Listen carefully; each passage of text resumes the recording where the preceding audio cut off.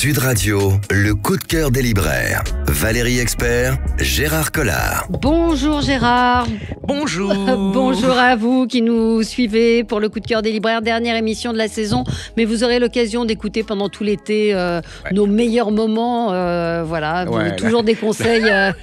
Mais bon, vous avez été nombreux parce que des fois je reçois des mails, mais enfin oui, je reçois des mails, mais vous avez été nombreux à nous demander. Est-ce que vous pouvez faire une récap quand même pour qu'on puisse partir en vacances avec des livres qu'on aurait manqués, il y a des poches, il y a des tas de choses, donc il y a des nouveautés. Vous voulez commencer quoi du coup, comme vous nous avez demandé ça, je vais commencer par les nouveautés dont on n'a pas parlé. Donc c'est d'une logique implacable.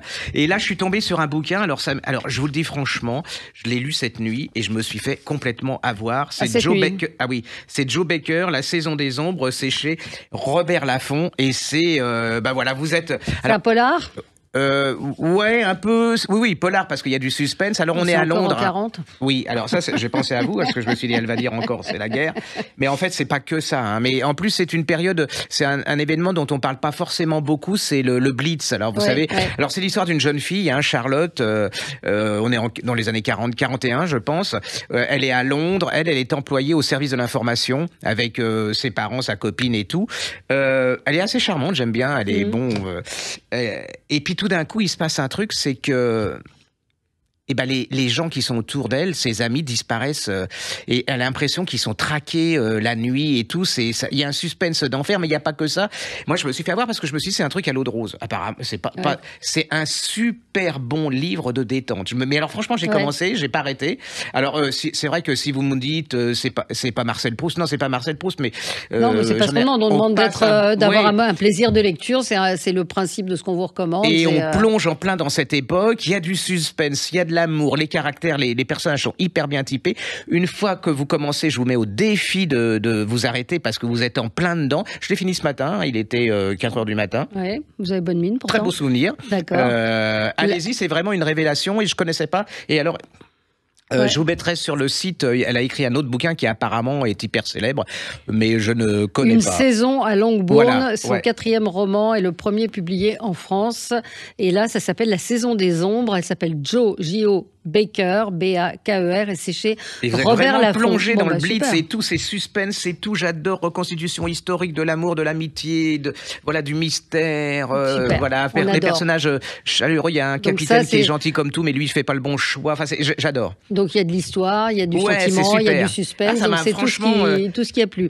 Quoi d'autre? Vous vouliez nous parler du Bâtard de Palerme. Alors ça, c'est un de mes souvenirs de gamin, quand j'ai commencé à être libraire, ça a été un de mes premiers coups de cœur. Le siècle dernier.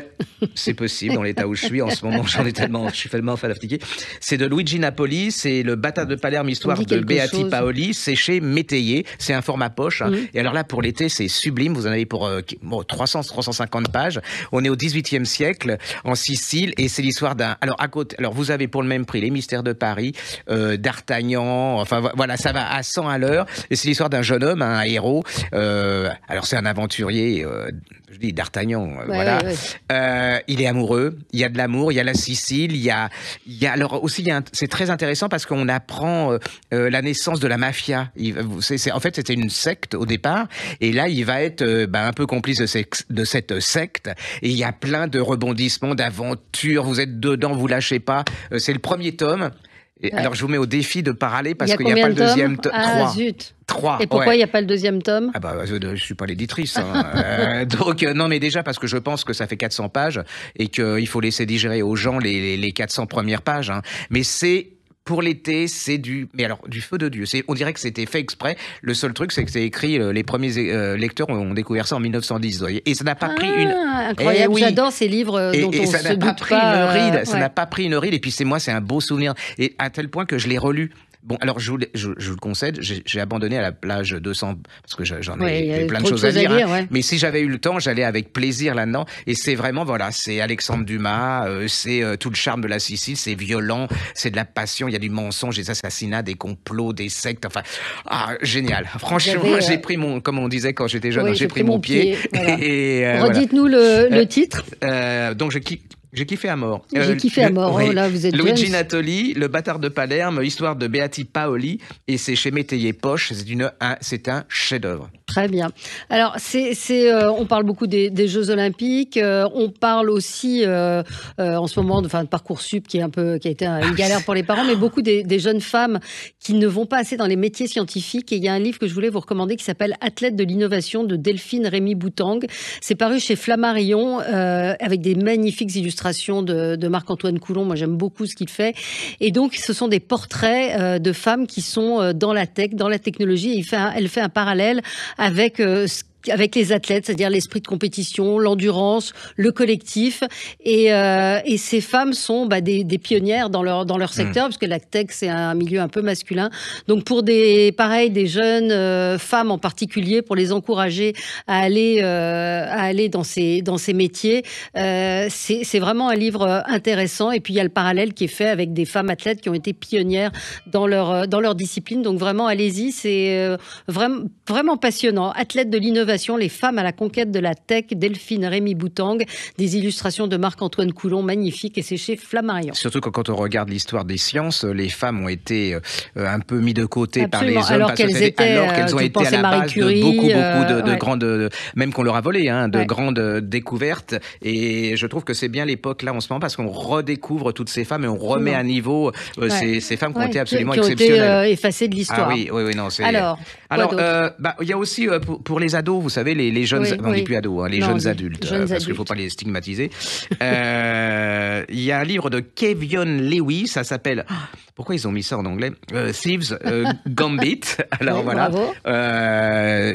Ils auraient pu peut-être une compétition légendaire, 12 voleurs, un seul vainqueur. Alors il y a un petit labyrinthe. Mais alors ça va. Donc ça, c'est pourquoi 13 à partir de 13-14 ans. Mais moi je l'ai lu. Donc une fois que vous êtes dedans. Oui. Et j'ai bien. Non, parce que je vérifie quand même, parce que. Et c'est l'histoire de Ross. Alors Ross, elle a 17 ans. Et c'est un milieu, dans son milieu, on vole. On n'est pas honnête. De voleurs. Ah oui, c'est un métier. Ils passent leur vie là-dedans. Cette génération en génération, ils sont très bien. C'est l'aristocratie des voleurs. Puis elle décide non. Elle veut aller à l'université, elle veut arrêter ça, elle veut une vie normale. Et puis, au détour d'un rebondissement, sa mère se fait enlever et on doit payer une rançon. Et juste au même moment, il y a une compétition qui s'appelle le trophée. Et le trophée, il faut faire des choses vraiment illégales. Vous savez, c'est comme un concours, mais c'est les Jeux Olympiques de l'illégalité. Donc, mais alors c'est très dangereux parce qu'elle a des ennemis dans ça, mais ce qui va lui permettre de payer la rançon pour faire libérer de sa mère et faire libérer. C'est plein de rebondissements, c'est hyper bien fait, c'est pas vulgaire. C'est du Arsène Lupin revu au 21e siècle. C'est drôle. Enfin, il y a de l'humour. Et c'est vraiment pas, parce que il y a une période où on filait aux gosses et aux ados des trucs, c'est de la sous-littérature. Là, c'est de la vraiment très très bonne qualité. Et je sais pas s'il a écrit des trucs pour adultes, mais ça pourrait être un livre pour adultes. Vraiment, allez-y, c'est exceptionnel. Alors, c'est donc pour s'il y a des parents, des grands-parents qui nous écoutent. Je vous laisse dire le titre. Thieves Gambit. Donc, c'est de Kevion Lewis et c'est aux éditions Pocket Jeunesse. Donc on vous mettra tout ça sur le site. Allez-y, franchement. Thieves Gambit, mentir, tricher, vouloir gagner pour des ados. Les parents ont tellement peur, il n'y a pas de sexe, de scènes glauques, de choses, parce qu'on vérifie. Parce qu'on se fait, il y a des fois, c'est limite. Et alors, les gamins, ils viennent acheter eux-mêmes ou c'est les parents qui achètent pour leurs enfants? Ce genre de trucs, ils viennent maintenant de plus en plus. Et alors, il y a un nouveau phénomène, c'est dont on parlait l'autre jour, c'est la nu-romance, c'est-à-dire que les parents, ils vont jamais acheter de la nu-romance. C'est les gamins, ils connaissent tous. Alors, ils connaissent pas La Recherche du temps perdu de Marcel Proust, mais ils connaissent le tome 3 du tome 4 de la série du truc. Mais alors, c'est un avantage. C'est comme les mangas, c'est-à-dire que ça fait re-rentrer dans le livre et l'objet livre. Les gamines et les gamins, surtout les gamines d'ailleurs, dans les librairies. Et à nous, aux libraires et aux parents, de jouer et puis de les amener sur autre chose. Donc, moi, je hurle pas là-dessus parce que tous les moyens sont bons. Bien sûr, pour faire lire. Voilà. Et alors, par contre, il faut surveiller certains contenus parce qu'il y a des fois c'est surtout sur la new-romance où il y a parfois des choses un peu il y a des gosses en plus qui ont 12-13 ans sexuelles. qui arrivent et comme elles se voilà, enfin alors un autre parce que c'est vrai qu'on conseille pas trop de trucs pour ados pour les vacances et là c'est plus petit à partir de 10 ans c'est écrit gros, c'est de Benoît Grelot, j'ai adoré ça, c'est Wagestic, c'est aux éditions Poulpe Fiction. J'ai adoré, lui il écrit d'excellents bouquins pour les enfants, enfin pour les pour les jeunes enfants ou les jeunes ados. Benoît Grelot, c'est voilà. Ouais, mais il est connu. Alors c'est l'histoire d'un personnage. Il a un accident et puis à la suite de cet accident, il va pouvoir voler. Voler dans les airs, pas comme le précédent. Avec des ailes et des plumes. Vous faites très bien l'oiseau. Oui, je sais. Le moineau en particulier. Et donc, ça va ses parents étaient assassinés. Il veut connaître le mystère et il va essayer de découvrir grâce à ça, parce que quand vous êtes oiseau, vous pouvez voir des choses que vous pouvez pas voir quand vous êtes à terre. Et là va commencer sa recherche, le pourquoi, une enquête. Mais là, il va rencontrer un magicien. C'est un côté Harry Potter aussi. Vous savez, les gosses, ils adorent ça. Il y a le côté un peu magique.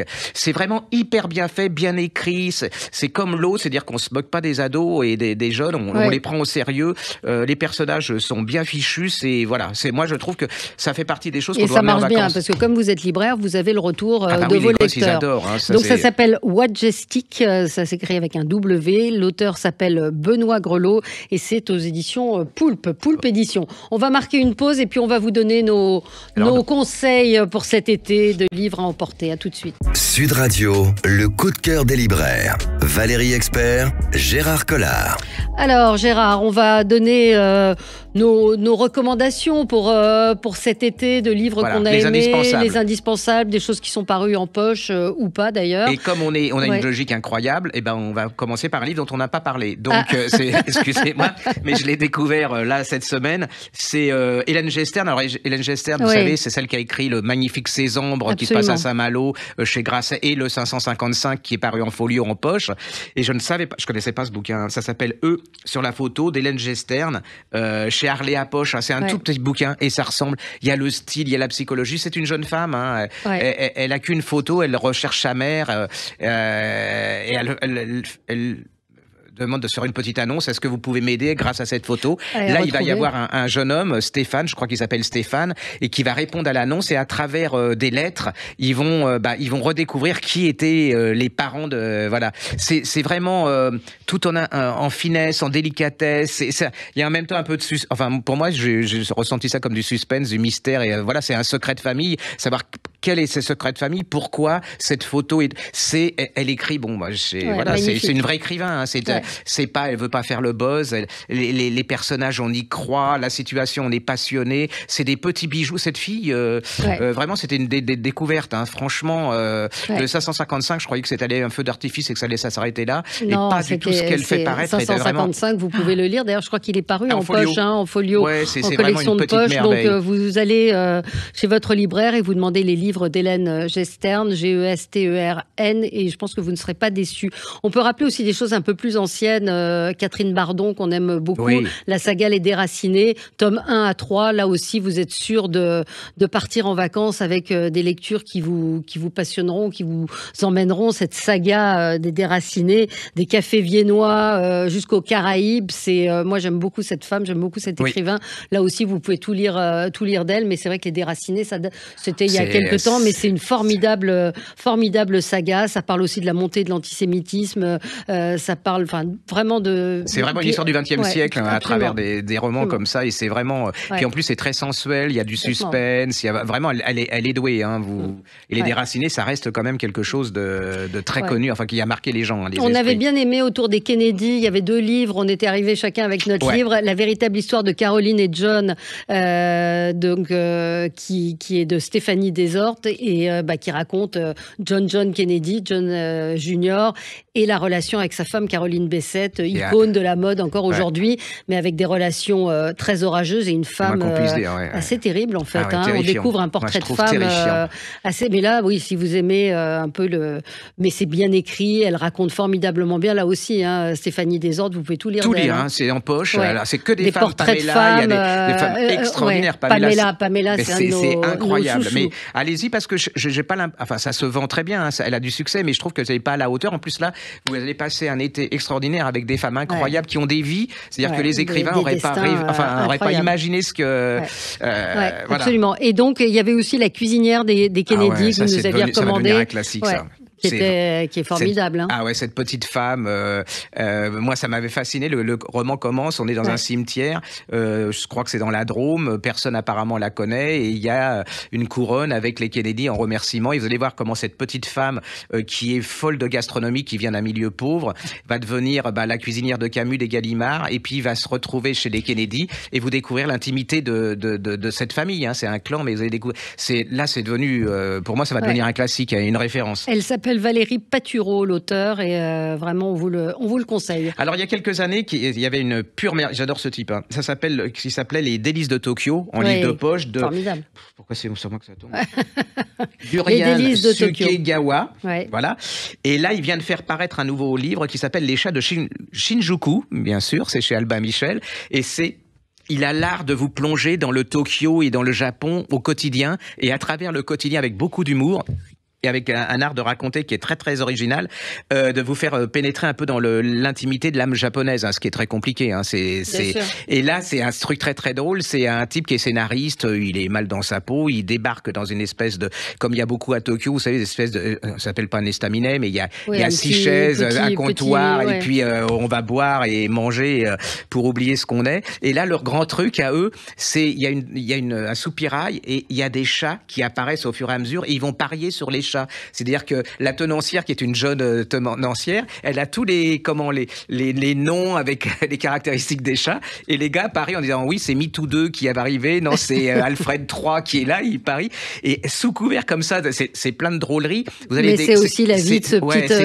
Il y a plein de tendresse, mais il y a aussi beaucoup de dureté de la vie japonaise. Allez-y, la couverture en plus, moi j'adore. Magnifique, et ils sont toujours très belles, les Délices de Tokyo en livre de poche, et vous prenez celui-là, vous n'avez même plus besoin d'aller à Tokyo, vous allez partir. Comment il s'appelle le suivant? Vous le faites exprès là? Oui. Les chats de Shinjuku. Les chats de Shinjuku, absolument.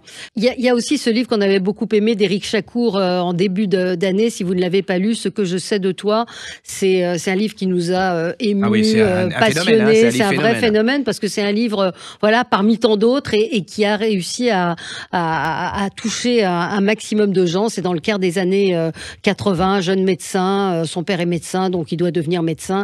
Et puis les choses se passent pas exactement comme ça. Il est aussi dans un dispensaire. C'est la vie d'une famille. C'est aussi, ça parle d'homosexualité en Égypte.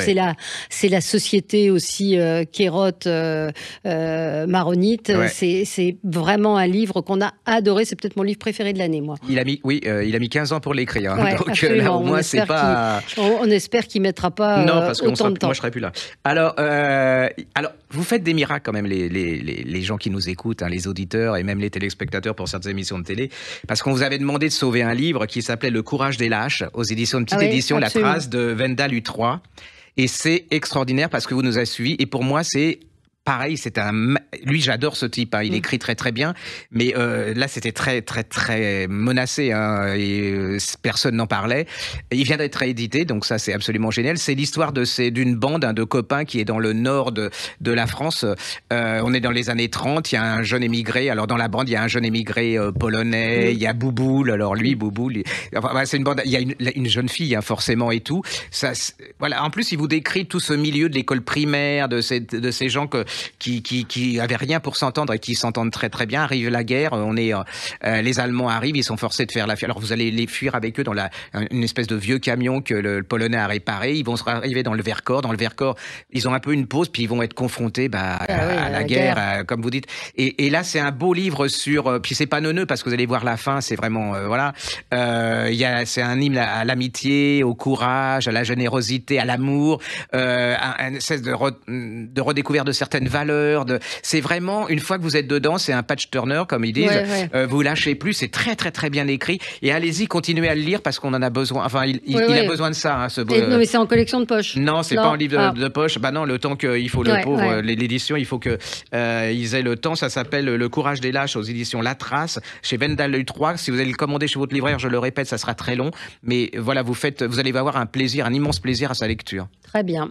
Qu'est-ce qu'on a d'autre encore qui qui nous a plu. Il y a tous les livres de Margaret Kennedy, autrice américaine. Pareil, là aussi, ça a été écrit au début du siècle et ça n'a pas vieilli. Ça n'a pas vieilli d'un iota sur les histoires de famille. C'est cruel, c'est lucide, c'est magnifique. C'est comme seuls les Anglais peuvent le faire. C'est perfide parce que sous couvert de l'humour, ils vous en mettent plein. Elle est britannique, j'ai dit américaine, mais elle est britannique en fait. Oui. Elle est britannique. Donc il y a le festin qui est très très drôle et cruel, le divorce à l'anglaise, et là vient de paraître Les Oracles, et c'est formidable. Ouais. Il y a un truc qui vient de paraître en poche aussi, vous qui êtes qui êtes plutôt gourmande, hein, tout le monde le sait, tout Paris est au courant. De Marsha Meran vient de paraître en poche, en piquier-poche. C'est Une soupe à la grenade, qui est une merveille. C'est l'histoire de ces Iraniennes, qui débarquent en Irlande dans un village, c'est inconcevable. Et là, c'est le choc de deux cultures entre deux gastronomies, deux odeurs de sensualité, deux façons de voir le monde. Elle décide d'ouvrir un petit restaurant et donc de faire à côté d'un pub.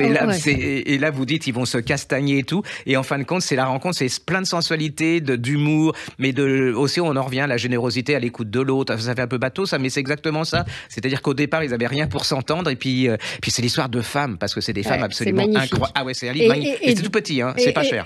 Oui, ça, c'est tout petit, pas cher en poche. Et puis les livres de Zoé Brisky aussi, qu'on a beaucoup aimé. Les mauvaises épouses. Ça, c'est votre.